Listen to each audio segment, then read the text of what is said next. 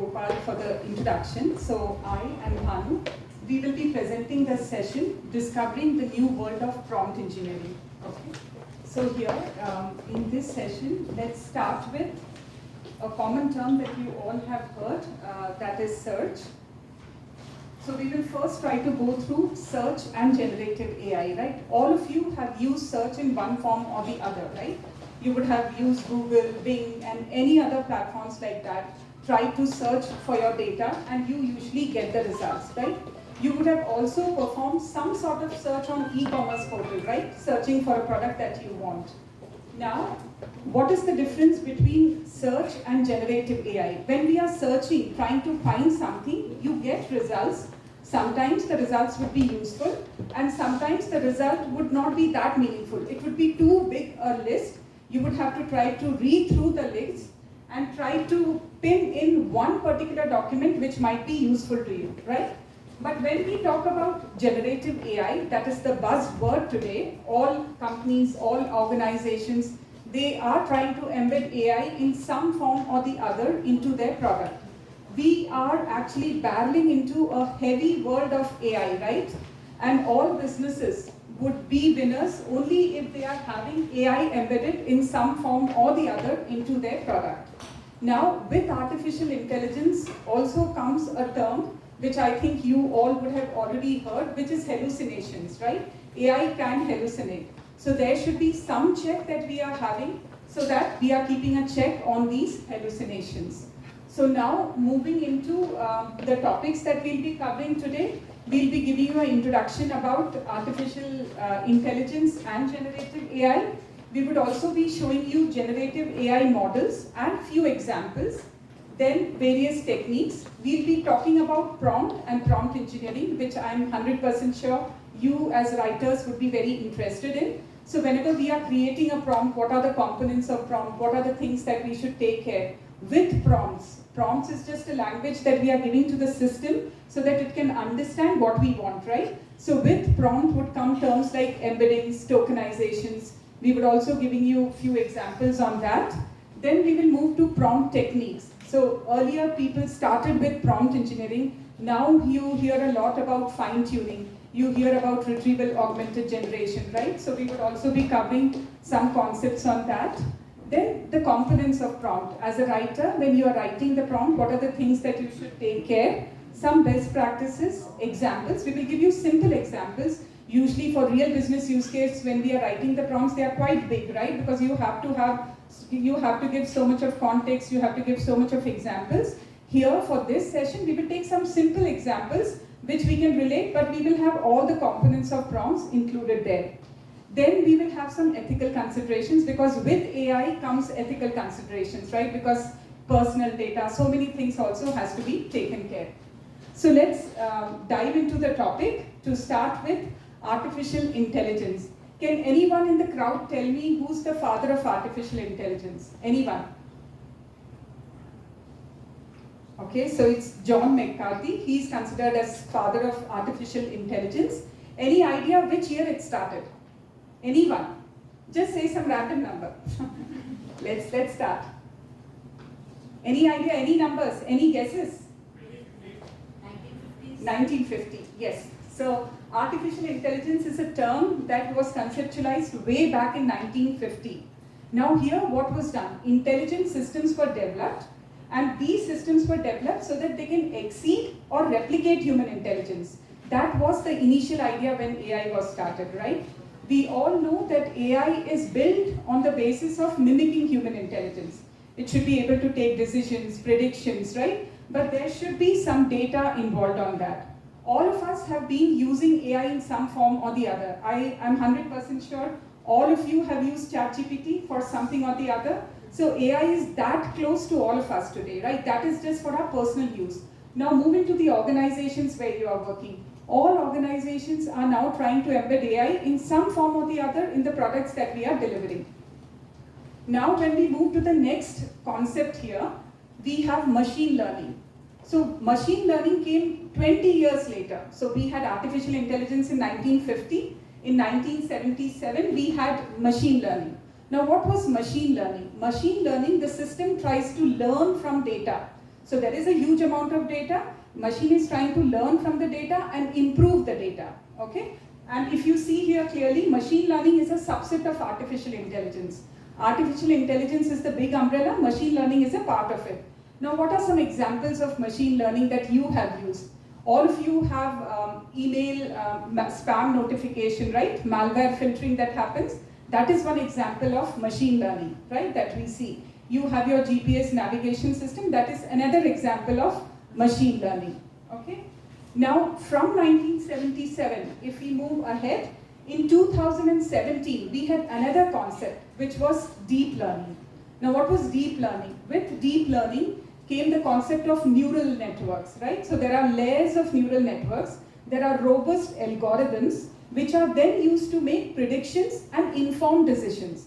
Now, these decisions are taken by the machine, but it is informed. Why? Because there is a large amount of data that is associated in deep learning. Now, the last part, which is generative AI. So when this buzzword started, it started in 2021. And since then, it has taken the whole world in its stride, right? Everywhere now you read AI. So even if you see the common portals, right? If you like e-commerce portal like Amazon, Flipkart, whatever you are trying to do, there are these personalized search options, right? There are product recommendations. How are all of these coming? It is nothing but artificial intelligence, right? It is forecasting sales. It is giving user suggestions based on your prior interest that it has. You will see like similar products like what you have searched. You get a list, right? So all of this is derived from a large amount of data that we see. Now, when we talk about generative AI, it can be used for various purposes. You can also use it for purpose like, I want to translate this paragraph, summarize this for me, create an article, publish a blog. Anything can be done with AI, right? But with AI, there are certain challenges also. Whenever the content is generated for you, and how is the content generated in AI? The content is generated with the help of prompts. Okay, so what are prompts? Prompt is nothing but a language, your communication to the machine, where you are telling the machine what do you expect out of it, right? So now, whenever you are telling the machine what you need to do, the machine will generate the data. You change the input every time. You make a small change in the prompt, your output would be different, right? So every time you will see different results coming by making small change in the prompts that you are giving. Now here, AI can hallucinate. That we know, right? Because it is having a large amount of data, it is giving you some result, it can hallucinate, so there should be some check. Now, with AI comes a large amount of data. When we talk about LLMs, right, large language models, what are they? They are a huge amount of data. It is expensive, right?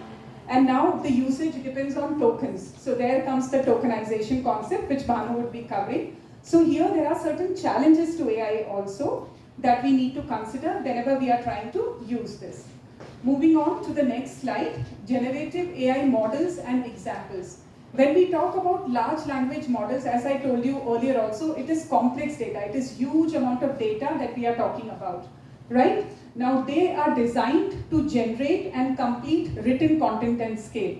Now these generators can be text generators, they can be image generators, they can be video generators, okay? Now when I say text generators, all of you have heard examples like ChatGPT and Gemini, right? So there, the input that you're giving to the system is in form of text, right? Where you say create a poetry on, and then you write your prompt based on the text input that you're giving. It is generating a text output for you, right? Similarly, we also have image generation models, right? And these image generator models, the input can be either text to image to image. I give an image and I say that make it more beautiful, let Mughal art be reflected in this, let it depict the art style of so-and-so painter. So you can also input an image and get an output as image. Now for image, what are the common examples that we see? I don't know if you have heard DALL-E and Midjourney, right? They are some of the most commonly used image generation models. Similarly for videos, we have Sora and we have Lumiere. So these days we have AI models which can be used for text generation, image generation and also video generation. Moving on to the next slide, we would be now covering the various techniques. It started with prompting, but now you hear concepts like fine-tuning, retrieval augmented generation. Over to you, Bhanu, for the same. Thank you, Nidhi. Hope you all can hear me, right? This should be fine. So, Nidhi helped us understand the generative models in some of the examples, right? So what is it actually? We are actually interacting with the AI model. I mean, we are asking for information or we are instructing them to perform some task. So the technique of adapting the AI model for a specific task is nothing but these techniques will be of use. There are so many techniques available in the industry or in the world now, but we are considering just 3 of them. And again, out of these 3, prompting is what we will be going through in detail, but other 2 I'll just give you an overview. So what is prompting? It's a kind of interaction between the human being and the AI model. It is like you're instructing a model to perform a task. And then this is simple to use actually, but it has a limited control on the outcome. I cannot be giving a sophisticated outcome that I can generate from this technique.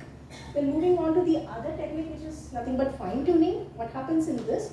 We select a pre-trained model that will be closer to our requirement, and then we will make it a specialist in a specific area. This is like you're helping the model to grow further or learn further and become a specialist in a specific area.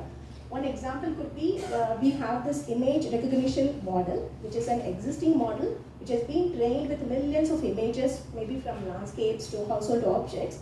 And later on, as part of the fine-tuning process, what you will do, you will make the model learn to identify just the words from the image that you feed it. So this is what is fine-tuning, making it a specialist. Coming on to this retrieval augmented generation, this is nothing but integrating your AI model with the RAG system, which is nothing but enabling your AI model to have access to an external source of information, which means that the model will have access to precise and latest information, so that your information that you retrieve will be latest and richer in response. So quickly again, further into fine-tuning, it has 2 different phases actually. One is called the pre-preparation phase, and the other one is called the fine-tuning process or the phase. So in pre-preparation, what happens? We have identified the pre-trained model that already has some knowledge or data set within it. The second fine-tuning process, actually what we do is, we collect the data, we identify the data which could be the training data, validation data, and then finally the test data. So I'll feed the training data into my model, and then I'll keep validating or evaluating my model using the validation data. So it is an iterative process through which you're making your model to be very specialized in specific area. And examples would be like sentiment analysis, translation, and this conversational agents. So I can elaborate a little bit on this conversational agent, which are nothing but chatbots, right? We already have a knowledge fed into the chatbot. Customer will interact with the chatbot and gives responses. But then, as part of fine-tuning, what happens? The chatbot will start improvising its knowledge and skills using the earlier customer interactions, and will help provide more information for the future interactions with the customers. On the other hand, with retrieval augmented generation, there are 3 important components. The first one being the dynamic information retrieval component. What will happen when I have my AI model integrated with the RAG system? There is an access to an external source. So this component will keep looking for or access information from the external resource. The second being the context-aware processing component. What it will do, it will try to understand my query that I have passed on, understand the context of the query, and then from the retrieved information, it will try to pick the precise information.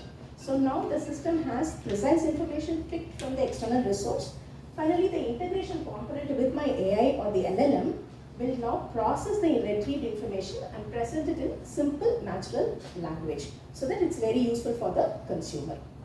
Like I said, now we will quickly move on to this prompt and prompt engineering. What is prompt then? It's going to be a short text in a natural language, and it's going to be a simple instruction or a query that I fed to my AI model. This is very important for the AI model because it will use this prompt for either retrieving the information or analyzing the information that has been retrieved, or it will enrich the information that I have generated also. That is all about prompts. Then what is prompt engineering? This is the art and craft of designing the prompt or improvising the prompt that you have generated. So prompt engineering, and with prompt learning these skills, what is going to happen is you're going to achieve some benefits, like you improve the response that you are fetching. Accuracy also will be improved. And you can also streamline the interaction between you and the AI model, so that within fewer attempts you will get the desired output. And a well-engineered prompt will give you a higher quality output using the AI capability to the fullest. And at the end of the day, this is actually driving us towards the innovation where you can build in new AI-enabled solutions and applications. Moving on to, we will also talk about tokenization and embeddings. So when I talked about prompt, which is going to be an input text to the AI model, right?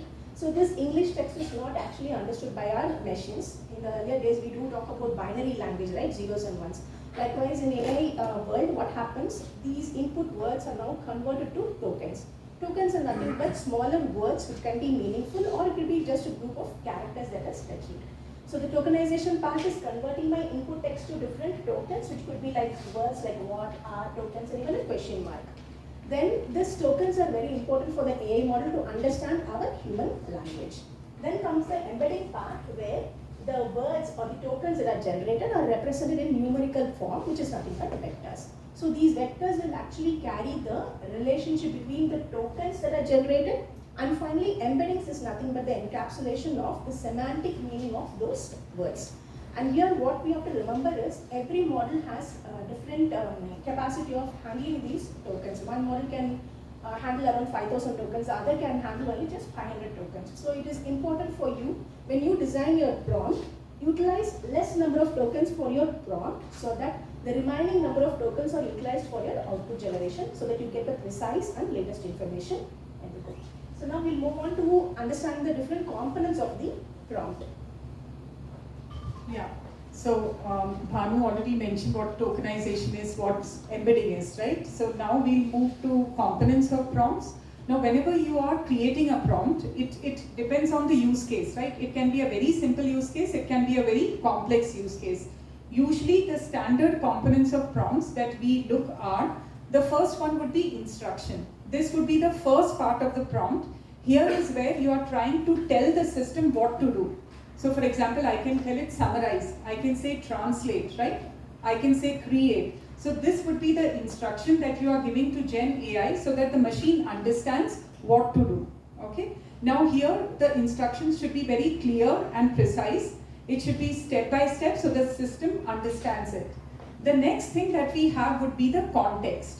Context is nothing but the background information. Let's take an example that you are a trainer, okay? You prepared a module, you have delivered the module to the participants, and now you want to create an assessment, right? You want to create an assessment for your training module so that all the participants can later take the assessment.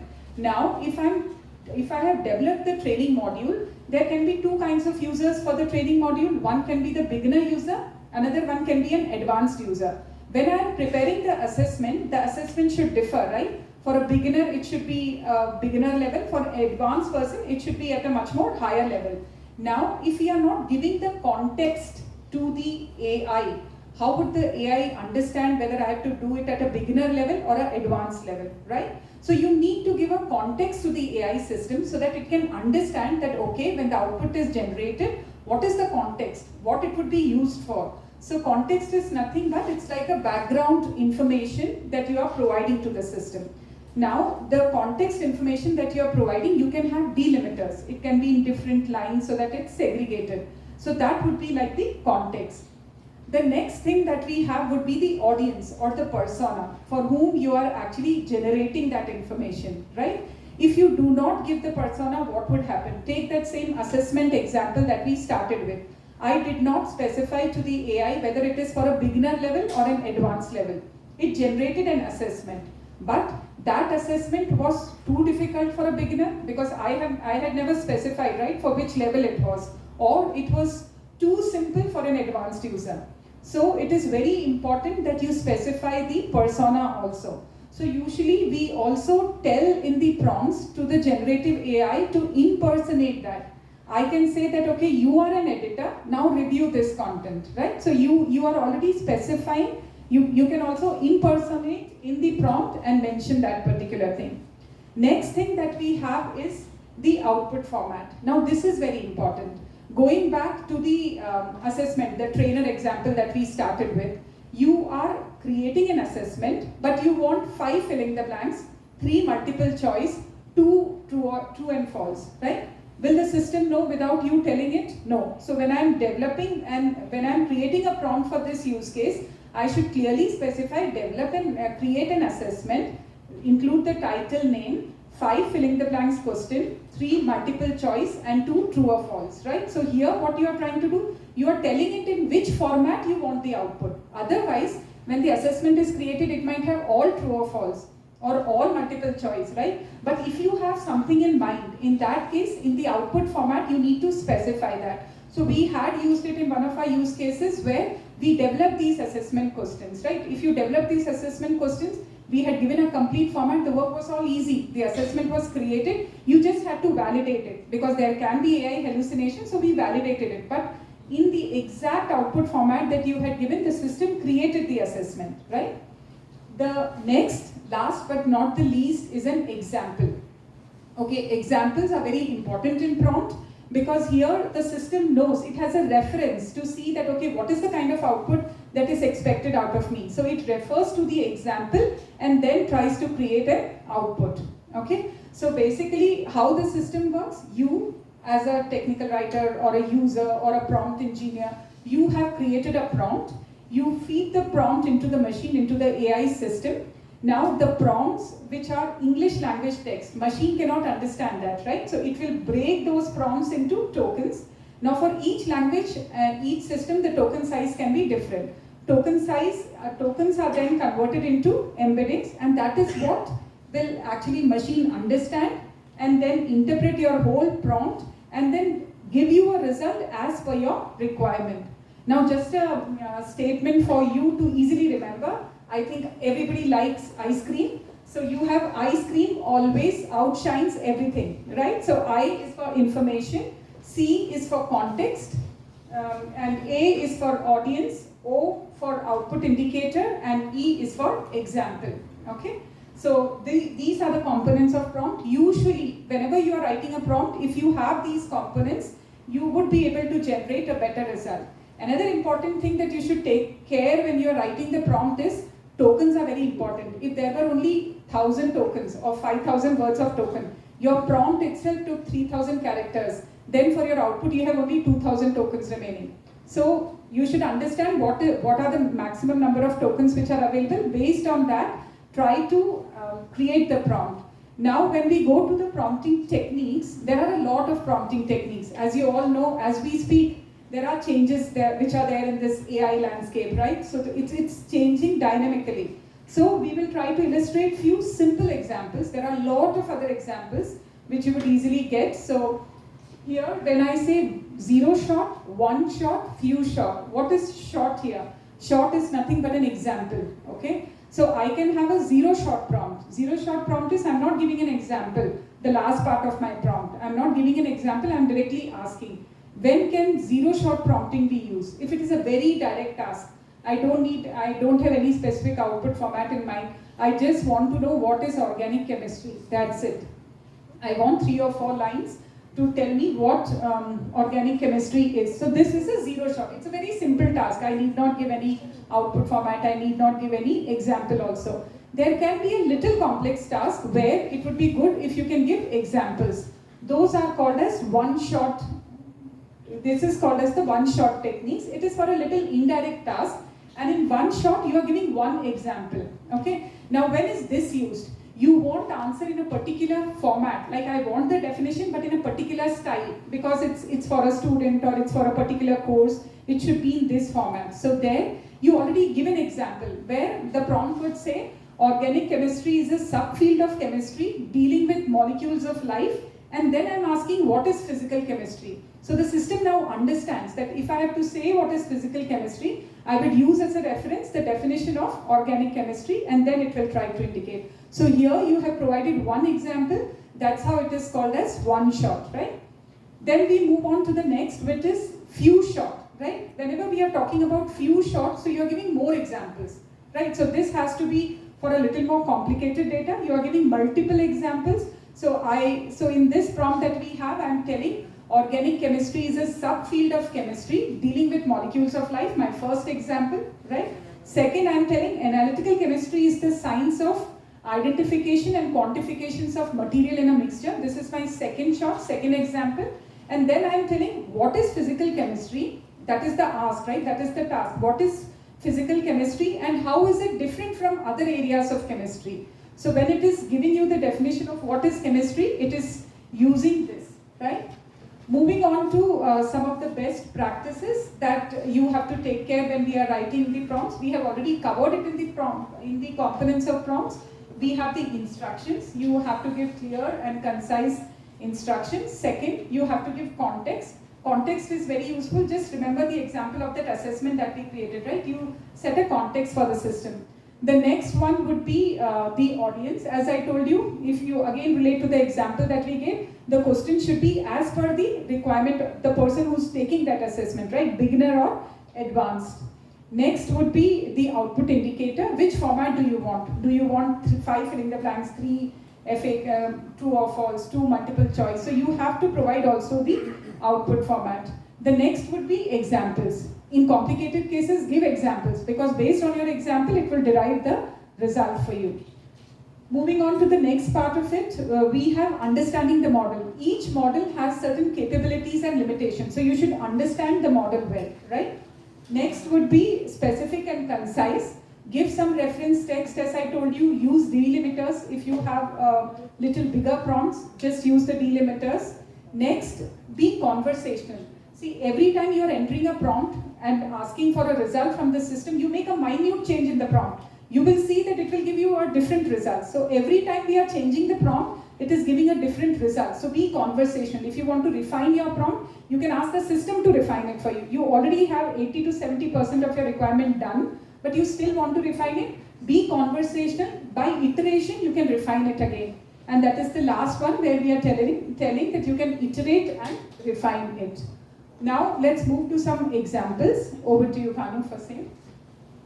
So I will take you through some of the examples, starting from simple instruction to little longer instruction with more specific instruction to the AI model. The first one doesn't have all the components that we saw through, right? It just says write a blog on ISRO's Chandrayaan 3 journey. So here the instruction is just to write, the output indicator is as the blog, and the context information is about the Chandrayaan 3 journey. The second one, I'm just elaborating a little bit more, where if there is any statistical data, please present it in a table format. This is another addition I have added. In the third example, I changed the block to presentation format where I can have slides in place. We'll go a little more detail where I'm asking the model to act like a digital assistant, right? And this assistant is going to help who? The audience, students from college or the schools or the colleges. The actual instruction I've given is actually explain common unit of mass and weight. And I did not tell the model to generate this content from anywhere else outside. I'm going to give the context or the input text. That's why I have told you will answer only from the context. So this context I would have actually put it in my delimiters of my choice and we put the content. So this is a little more elaborate. If you go to the next example, I'm specifying that I'm just not a school student or a college student. I'm specifically from grade 3. And I wanted to learn more about Newton's third law. And I do not want big essays or paragraphs. I wanted the answer only to be in 3 or 4 sentences. So these are like getting into little more specifics to the model so that the output is intended like how you wanted it to be. The other 2 examples are just for generating images, where in the first example I say it is a logo and it's for a college fest. So the background information would be like education related. But again, specifically asking to include only book, light and candle in my images, not anything beyond that. And the slogan also, again, that would be education related, text generated. The other one is little more elaborate, where I wanted a flower pot to be painted with flowers in purple and orange colors. But some technical information like style of Edward, 32K UHD, inspired by Indian Mughal art. These are very, very specific so that I will not get some jazzy images, very specific to what I wanted. Like Nidhi mentioned about in the next set of examples, we did participate in one of the question generation activity where I have to create assessment. And if you look at my first example, I wanted to fill in the blanks questions, just 10 of them. And I have given a format like question followed by the correct answer. A simple information instruction that I have given. Moving on to the next example where I wanted true or false. But if you see here, my output indicator has become a little specific, right? I wanted the pretext question followed by the question number, the actual question, then the options true, false. My answer also should start with the pretext answer, the option and the correct answer. I'm getting into specific details to my model so that I get what I wanted. The third example is a similar one with multiple choice, multiple answer questions, where if you look at my output indicator, it's very specific format that I want to use it.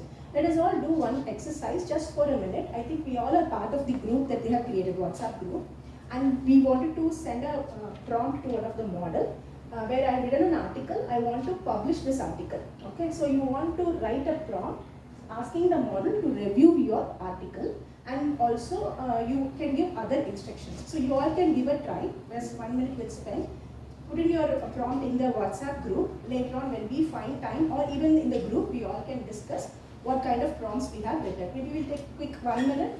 You want to just give a try? So you all can, in the Bengaluru WhatsApp group that we have, right? So you can...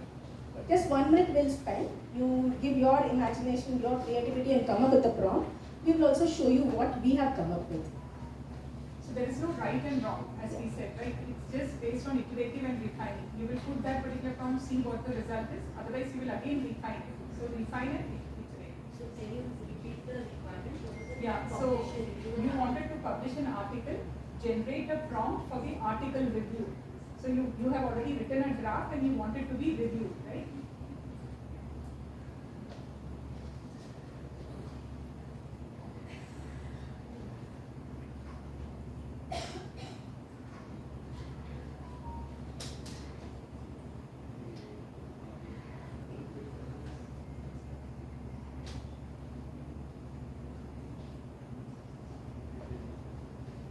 We'll quickly have a look at our prompt example, and later on we can further use your prompts in the model that we have access to. So this is what we have come up with. We wanted the model to act like a language editor and just use only the US English style to check the spellings, grammar and all that. And we have made it very, wanted to be conversational, right? So that's why we are asking the model, if you find my article to be fine and correct, just give me a reply saying ready to be published.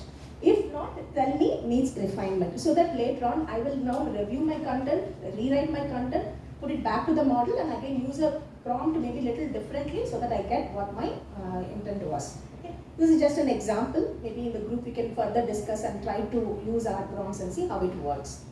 Moving on to the next topic, it's all about ethical considerations. Yeah. So we are in a world where we are generating content which may not be authentic. We will not know whether it is the right information or the wrong information, and there could be sometimes offensive and also harmful statements that are generated. So there is always a human intervention required here.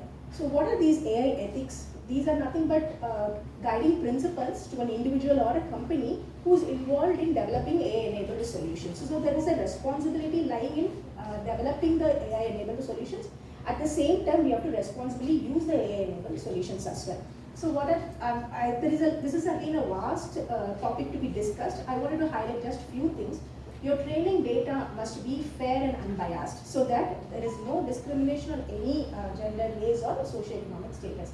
The other important aspect that you have to remember is that your training data should not contain any information related to your personal information, medical information, even your financial status. Any breach onto this will lead to identity theft or fraud cases, or could be malicious usage. So that is one important thing you all have to consider. Now this is just a quick slide on how can you prepare for your future. So what me and Nidhi actually did was, we did try to understand what is all available for us to learn, right? Just gathered all the knowledge base where we can put in our effort to learn new things. And when you learn new things, you have to try it out also. So whenever there was an opportunity to be part of an AI project within our organization, we tried to be part of it. So one where we considered ourselves as a prompt engineer, and we continue doing that in a couple of projects. That was another thing. And we also tried to find out if there are any certifications that we could do which are valid, maybe short certifications, course, or a long one. We tried to involve and that did get it done. And there were other, all this will actually lead you to some innovations, like you can review your text that you are writing, you can summarize your text, and you can also use your AI model to generate just the terminology and definitions that you can use in your documentation. So all those innovations will be derived based on this, and you will be leveraging the AI technology that you have for your own technical writing purpose. So this is what we all had, just our experiences shared based on what we have gone through. So any questions are welcome, and anything to be discussed further also, you can do that now. Thank you all. Thank you.